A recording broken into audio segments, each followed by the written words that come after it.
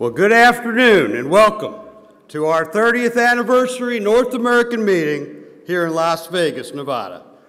It is so good to see you all. What a tremendous milestone to be celebrating together. Ladies and gentlemen, I want to give a special welcome this afternoon to the spouses and fiancés of our members and supplier companies who are with us today. It's good that you all get to see that there really is an organization called Affiliated Distributors. All those meetings that your spouse has been going to all those years, mostly in Dallas, Texas, that's true. They were going to meetings. They were ours. And I want to tell you, on behalf of our members and suppliers, how much you mean to all of us. You know, without your encouragement, your support, and your love, we wouldn't be the people that we are today. You make what we do possible, and you make it worthwhile. So God bless each of you, right?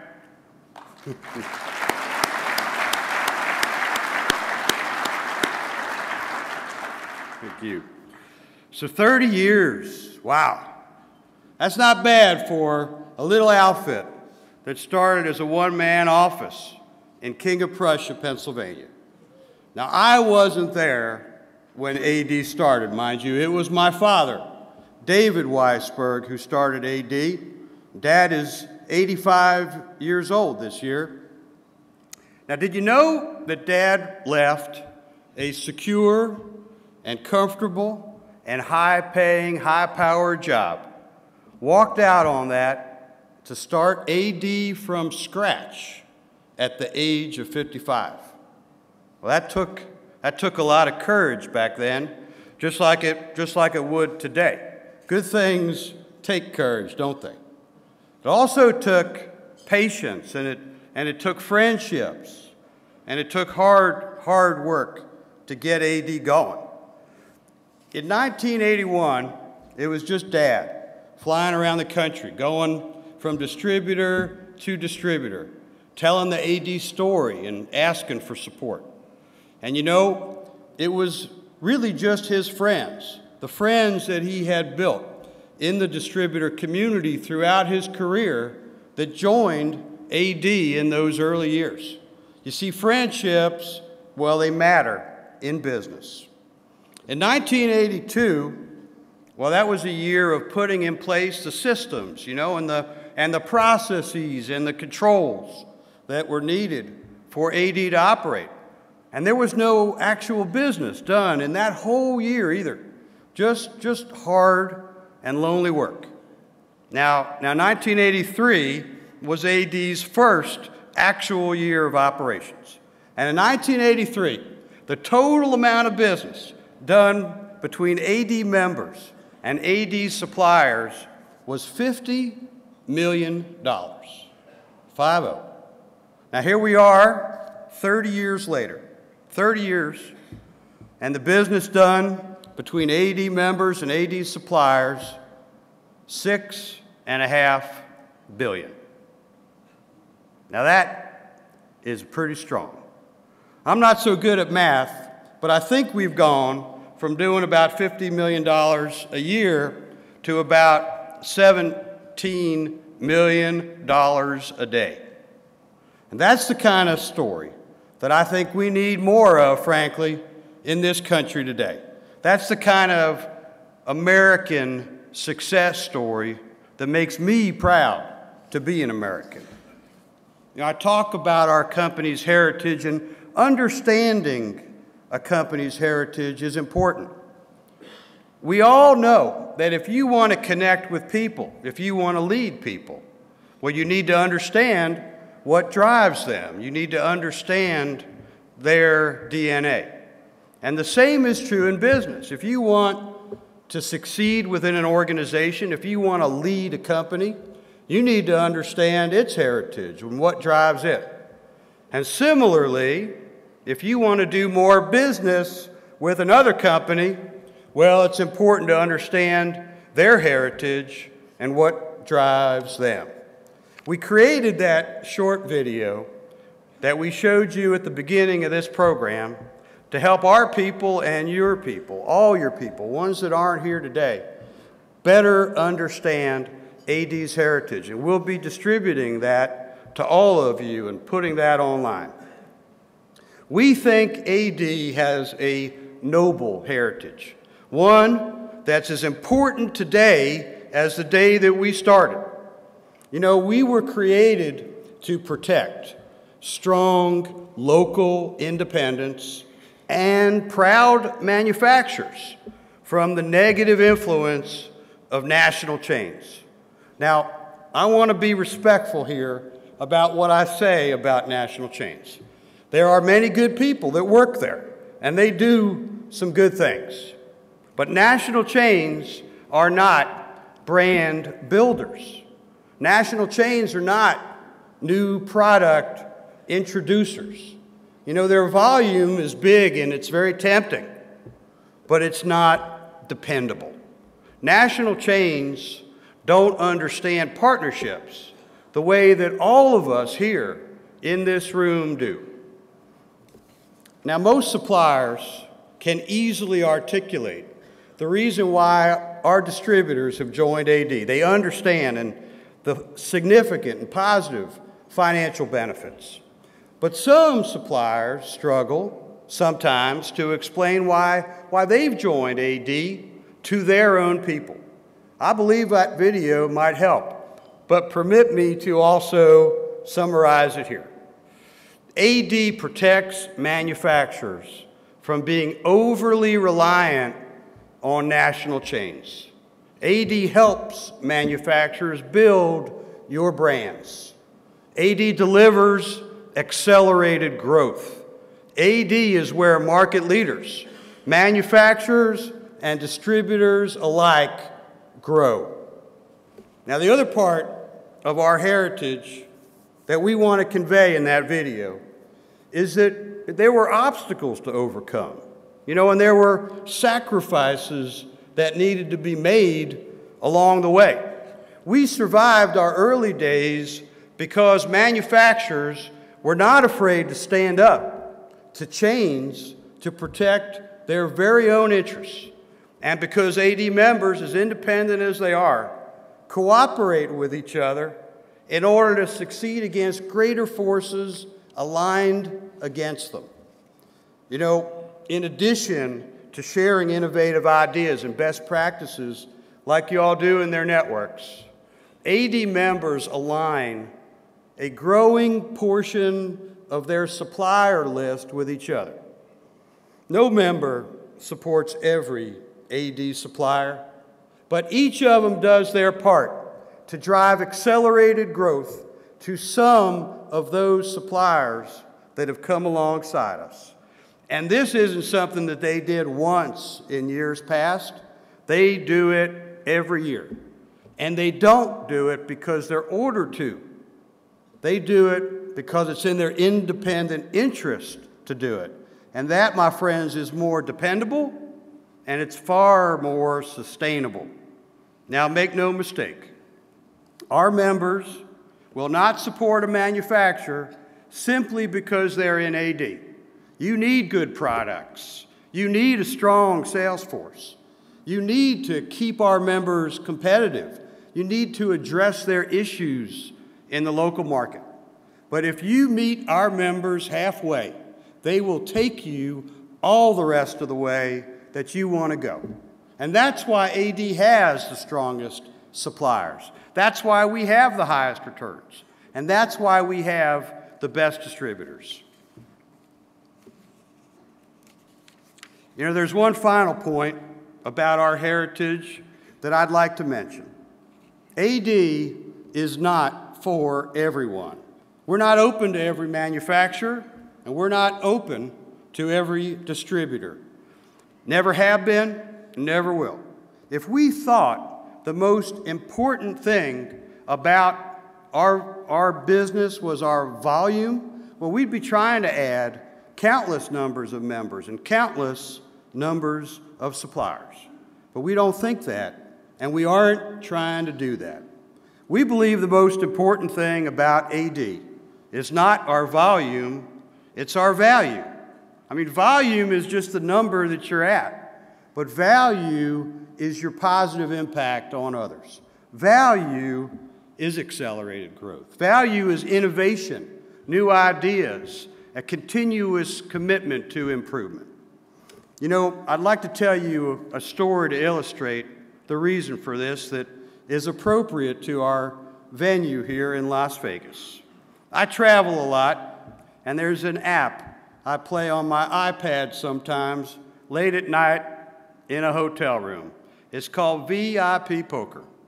Now, it's an online Texas Hold'em game where you make pretend money against real people that are online at the same time that you are. It's not real money, but we act like it is. And you choose what table you're going to play at based on the size of the bets at that table. You could choose a $5 table, a $5 blind, or you could choose a $500 table with $500 blinds. Let me tell you something. When I play at the $5 tables, man, I do extremely well. You will not believe some of the bets that people make at those tables. But when I play at the $500 tables with the big boys and big girls for big stakes, I don't do quite so well. In fact, I pretty regularly get beat pretty bad. But if you want to learn a game, if you want to get better at a game, any game, you need to play it with better players. That's where you learn. That is how you get better. And that's the reason that we are so diligent about the standards we have for members and for suppliers. If we want your company to achieve accelerated growth, if we want you to be stronger and to be better, well, we need to surround you with like-minded, great companies, fellow market leaders. You know, when I talk about market leaders, I'm not just talking about big companies. What makes a company a market leader is not its size. It's the passion of its management and its people to be better, to continuously grow, to be the best. And those are the kind of companies that you will find here at Affiliated Distributors. We are the only group in this industry dedicated to that single cause, and we will be known by the company that we keep. Now, I have a confession to make to you all today, something I've never shared with you in the past. But as we've gotten to know each other over the years, I'm a little more comfortable opening up. When I joined, and right before I joined Affiliated Distributors in 1984, I actually had very serious doubts that AD would even make it. But just like so many people in today's economy who have joined some family business, I needed a job. And so I put my personal doubts aside and I went to work.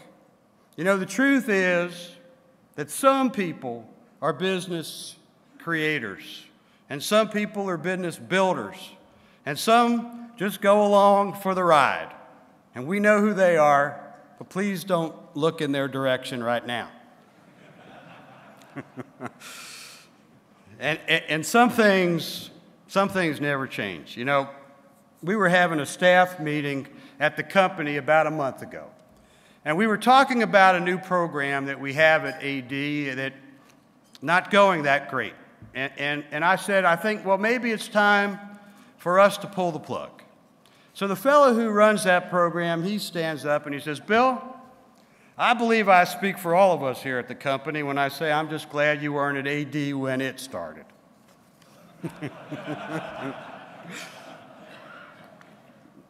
And he's probably right. You know, I have the vision of a bat sometimes, but I do work hard, and that makes up for a lot. You see, we all have different blessings and different skills. And just as we have unique shortcomings and unique challenges, and understanding what these are for each of us, well, that's the beginning of wisdom. But making a plan to maximize some and build a team to help you with others, that's the start of personal success. Maybe you are a good listener. Maybe you're good with numbers. Maybe you're calm and patient. Or maybe like me, you're none of the above. Well, you need to embrace your skills. You need to surround yourself with great people who were strong in areas that you were less strong. I didn't do that when I started out, and it led to troubles, but I learned. And so now I just try to be me, and I let other people be them. I've built a team, and that has made all the difference in the world for my personal effectiveness, for the effectiveness of the people around me, and for all of AD. You know, a huge part of AD's success has been the quality of our people. You look at those individuals in this room that are running our divisions, they are strong. I am so proud to work with those people. From the very beginning, we have attracted such great people, and we continue to do so to this day. But you know, building a team, it's not an easy process, and there are false starts and there are errors along the way, and trust me, I know. And it's never actually ending. You know, you get this close, and then something changes, or your company grows, or the market shifts, and you have to make some adjustments, and you have to do some more building. But it's worth all that effort. It's worth every tough decision you will ever make. So don't let your pride stand in the way of your success. No one thinks less of you when you admit and you correct an error. They think more of you. In fact, they wonder what took you so long. And no one thinks less of you when you surround yourself with people that are even stronger than you are. They think more of you for that too. You see, you don't measure leaders by their number of followers. You measure leaders by the number of people that they raise up. And I believe Tom Peters said that first. AD's success was also the product of a huge number of members and suppliers who have come alongside us in leadership roles. The leadership that we receive from divisional board members and product committee members and supplier advisory council members throughout the years and to this day is just exceptional. And had I known when I was young and starting out how strong you all are as leaders, I never would have doubted AD's success. You see, at the end of the day, it all comes down to leadership. Now, there are a lot of great books that you can read about leadership if you're interested, and how to be a leader. My friend John Maxwell has written a whole bunch of them. John's latest book, The 5 Levels of Leadership, came out about a month ago, and it's a great read. And I could give you any number of wonderful quotes from John. He's a great writer and a gifted speaker. But John has asked me to stop stealing his material and to come up with some of my own stuff. So here you go. The gulf between being a manager and a leader is crossed with your heart. You see, you don't become a leader by some promotion that you get, or the title that you have, or a class you take. You become a leader by having the courage to be a leader, and you get that courage right here. You know, the theme for this year's meeting is lead, connect, and grow. That slogan doesn't start with the word grow, as important as growth is. And it doesn't start with the word connect. It starts with lead. Success starts with leadership. Every company needs more leadership. Yours does. Every family needs more leadership. Mine does. And every country needs more leadership. Ours sure does. Successful leaders understand their heritage. They are passionate about what they believe. They adjust their sails as circumstances warrant, and they encourage others. The difference, my friends, between chains and independence is leadership. Being a corporate manager at a large chain is a job, but being an independent is a calling. Over the course of the last 30 years, AD members have overcome every challenge thrown at them by every chain. You know, chains make a lot of noise with their acquisitions and their press releases and their strategic plans. But in every generation, in every industry that we're in, the story is the same. Independents grow bigger, become stronger, in spite of consolidation and in spite of competing with companies far larger than they are. You see, customers, they don't care how many branches you have or how many states you're in. Customers want to know what you can do for them right here, right now. And that's where independents shine. You know, the same is true when it comes to attracting talent. You look at the most talented people you know. They get very frustrated working at big, bureaucratic companies. That's the reason why there are so many people out there, good, strong people, in this industry today who are looking for a better place to go. Maybe even some of you here. So you got to find them, hire them, empower them. That is rocket fuel. See, I don't worry about the future of independence because at the end of the day, it all comes down to leadership, and independents have leadership in spades. Now, as important as leadership is in business, leadership in your life is even more important. And this has never been truer than it is today. Everywhere we turn, people are confused, they're uncertain, they're frustrated, and even angry. Why? Well, people feel as lost as they do in this country today because of a serious lack of leadership. And people are as confused as they are in this country today from a lack of practical wisdom. And people are as uncertain as they are from a lack of encouragement. And that makes this a really difficult time in which to operate a business or raise a family. So let me ask you an important question. Where will the leadership, wisdom, and encouragement that people so desperately need, where will it come from if it doesn't come from me and you? You know, one of the problems that we have in this country today is that good people like you and like me are reluctant to speak up and to talk about important things that we know are true. We hold our tongues, right? We keep silent. Maybe we're waiting for somebody else to lead the way. Or maybe we feel that the truly important things in life that have the biggest impact, like politics and like faith, well, maybe those issues, well, they're too sensitive. They're too personal for us to talk about. Well, just like you, I don't want to offend anyone. But I find myself wondering just how well our self-imposed silence is working out and what that silence might cost us in the future. Okay, there's a big election coming in this country next year.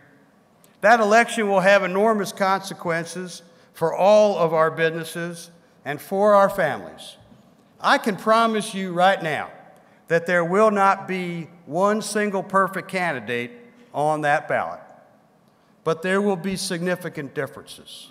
There will be significant understandings about this country's heritage and what made America great. And there will be competing visions for our country's future on that ballot. So what should we do? Should we keep silent? Should we keep our opinions to ourselves? Or should we share whatever wisdom we might have with the people that we know and the people that we work with. You know, most of us in this room, we understand what made this country strong. We have lived it. We know what works, and we know what doesn't work. And if we don't share that understanding with others, where will they learn it? And how will they ever know? You know, they say we aren't supposed to talk about politics, and we sure aren't supposed to talk about religion. But what if a big part of our country's problems, our economic crisis, our political dysfunction, is a result of the decline that we've had in our nation's moral standards and our practices? Are we still not supposed to talk about that? I mean, I think we can all agree that significant things have changed in our country in the last 20 years. Things that were considered wrong or even sinful just that many years ago are often considered normal and mainstream today. Some folks think those changes have been for the better, and some, including me, do not.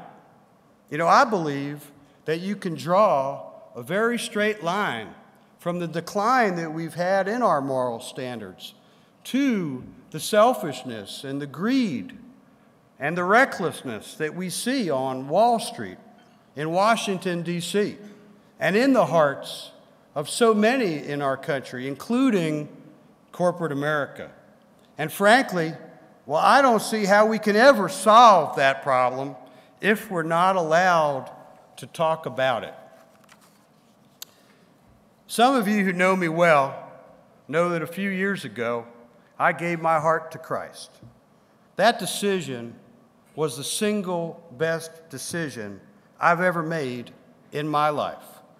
It's making me a better husband, father, friend, and CEO. Being saved by grace does that to you. It changes you from the inside out. And the practical wisdom that I've learned in those short years, just from reading the Bible the way we all used to when we were kids in school and as adults, well, that's helped me gain some real understanding about the differences between what's right and what is wrong. Now, I don't always do what's right, but that wisdom, that understanding is making an enormous difference in all aspects of my life. Those of you who know me best know how far I still have to go on all those fronts. And my best friends like to say that a good goal for me would be to aim for being average. But I was truly lost, just like so many are in this country today. And then I was found. Faith has turned my life around. And I believe that it can turn this country around too. I believe that a return to higher moral standards is exactly what we need in this country to cure our political dysfunction, our economic recklessness, our self-centeredness, our over-reliance on government. Now, I don't know where you are in your journey, and wherever you are, I respect that, and I respect you. But if you believe that we need a higher level of moral standards in this country, if you believe we need to treat each other and operate with greater regard and compassion, if you believe we need to elect politicians who speak the truth and represent the interest of the entire nation, and you don't speak up about that, then who will? And how will people ever know? Thank you.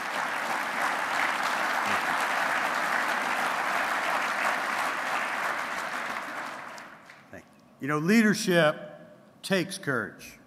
You all show that courage in your business every day. Our country needs you to show that courage in your life as well. Every person in this room has a platform. Every single person. Some are big and some are small, but you all have a platform. I encourage you to use it. Stand up and speak up for the sake of your family, your business, and our country. When I started this talk, I talked about AD's heritage and our beginnings. And I'd like to conclude it by sharing with you something that I believe we will all discover at the end of our careers. Over 28 years of being in AD, I've worked with so many great people and members and suppliers, some of whom have long since retired, and I call them from time to time and we catch up. And every single one tells me the very same thing, and let me share it with you. When you are done and you look back on your career, the single most gratifying thing about it all is not going to be the money, and it's not going to be whatever recognition you might have received along the way. The most gratifying thing about your career will be the lifelong friendships that you have made along the way and your positive impact on others.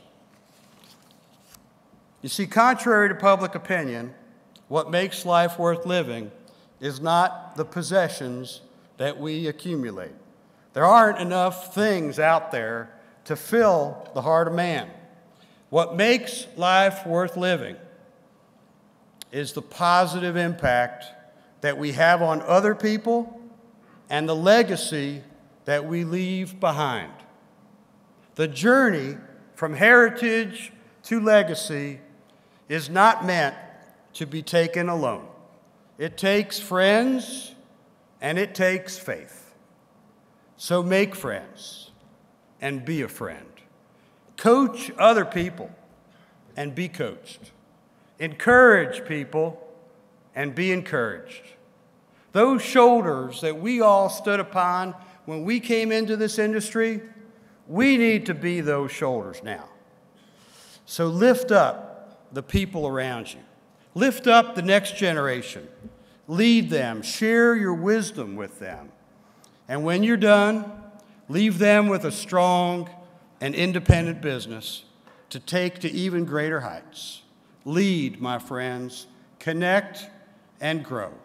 God bless you all. Thank you for an amazing 30 years. And thank you for listening.